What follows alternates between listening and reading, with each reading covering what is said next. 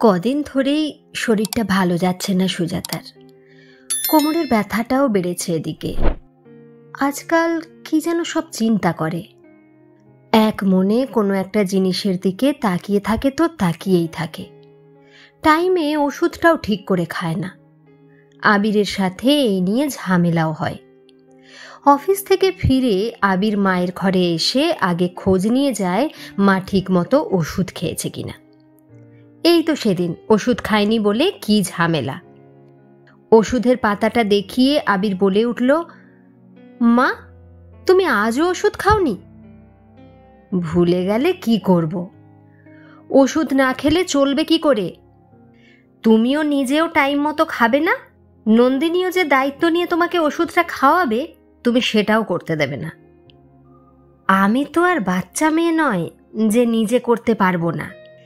এই সামান্য ওষুধটা নিজে নিয়েই খেতে পারি আমি, কিন্তু ভুলে গেলে কি করব? আবির আজও বুঝে উঠতে পারেনি নন্দিনীর সঙ্গে সুজাতার সম্পর্ক ঠিক কেমন। নন্দিনী মানে আবিরের বউ। যতদিন যায় সুজাতা দুর্বোধ্য হয়ে উঠছে আবিরের কাছে। তবে সুজাতার সাথে কথায় পেরে ওঠা মুশকিল। সঠিক কথা বোঝাতে গেলেও কিছু না কিছু একটা বুঝিয়েই দেয়। আবির ভালো কিছু কথাও বলতে গেলেই এমন সেন্টু দিয়ে কথা বলবে আবির চুপ করে যায়। সুজাতা তখন বলে, হ্যাঁ এখন তো তুই বলবি, তোর বাবা আমাকে কখনো ধমক মেরে কথা বলতো না, শেষে কিনা পেটের ছেলের কাছে এত কথা শুনতে হচ্ছে। বাবা মারা যাওয়ার পর থেকে মায়ের আচার আচরণটা একটু বদলেছে, সেটা বুঝতে পারে আবির। কোন কথার কি যে মানে করে বসে কখন কে জানে। মন ভালো থাকলে অনেক কথা বলে, তা না হলে নিজের মতোই চলে সুজাতা। সুজাতার এই নিজের মতো করে চলাটা ছোট থেকেই দেখে এসেছে আবির। সুজাতা বিছানায় বসে গল্পের বই পড়ছে।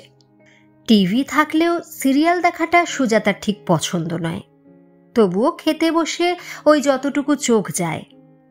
রাতে 9টা থেকে পরপর 2টো সিরিয়াল দেখে নন্দিনী। টিভির দিকে চোখ না দিলেও কানে কথাগুলো আসে সুজাতার। মাঝে মাঝে গজগজ করতে করতে নিজের মনেই বলে, সিরিয়ালে কি যে সব দেখে, বাড়িতে বউ থাকতে আরও একটা বউ, যত সব নোংরামো, এসব দেখেই তো উচ্ছন্নে যাচ্ছে। সুজাতার এমন কথায় নন্দিনী অত গুরুত্ব দেয় না।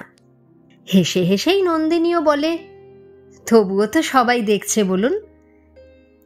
সে যাই হোক, নন্দিনী সুজাতার ঘরে আসে। সুজাতা সন্ধ্যের দিকে বই পড়ার অভ্যেস তৈরি করেছে আজকাল। শাশুড়ির কাছে এসে শান্ত স্বরে বলে, এতটা পড়া হয়ে গেছে? দুদিনেই তো পড়া শেষ করে ফেলবেন দেখছি। সুজাতা কোনো উত্তর দেয় না, এক মনে পড়েই যাচ্ছিল। 2 মিনিট পর বইয়ের পাতা থেকে চোখটা সরিয়ে সুজাতা জিজ্ঞেস করে, কিছু বলবে?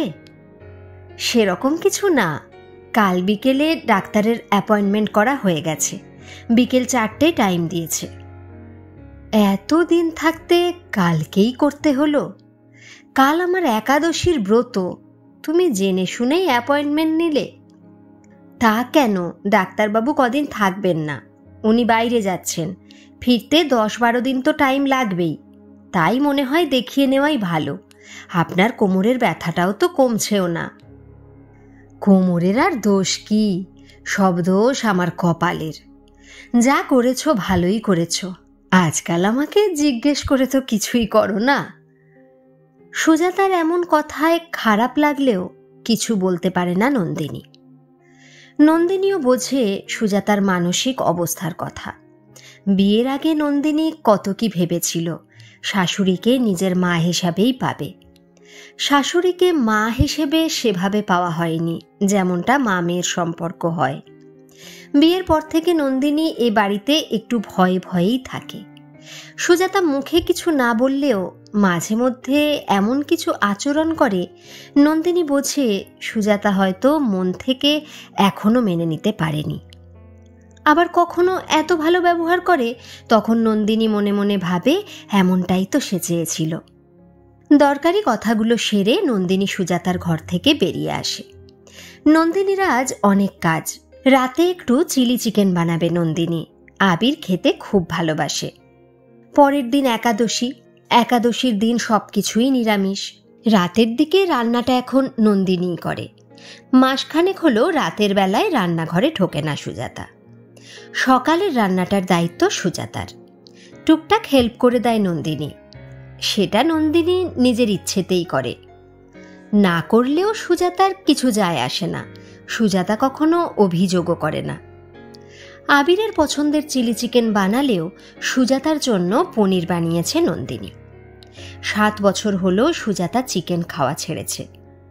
মলয় সুজাতাকে বলতো, এই বয়স থেকেই চিকেন খাবে না, মটন খাবে না, তাহলে খাবেটাই বা কি? কেন? খাওয়ার জিনিস বলতে চিকেন আর মটন ছাড়া কিছু নেই নাকি? পাশ থেকে আবিরও মলয়ের কথায় সায় দিয়ে বলতো, বাবা তো ঠিকই বলছে, প্রোটিনের দরকার আছে শরীরে, তাই চিকেন খাওয়াটাও দরকার মা। চিকেন খেতে ভালোবাসত মলয়। নিজে না খেলেও মলয়ের জন্য চিকেন বানিয়ে দিত সুজাতা। আবিরটাও হয়েছে বাবার মতো, চিকেন খেতেই ভালোবাসে বেশি। রাতে ডিনার টেবিলে একদিকে সুজাতা, অন্যদিকে আবির। রাতে সকলেরই রুটি চাই।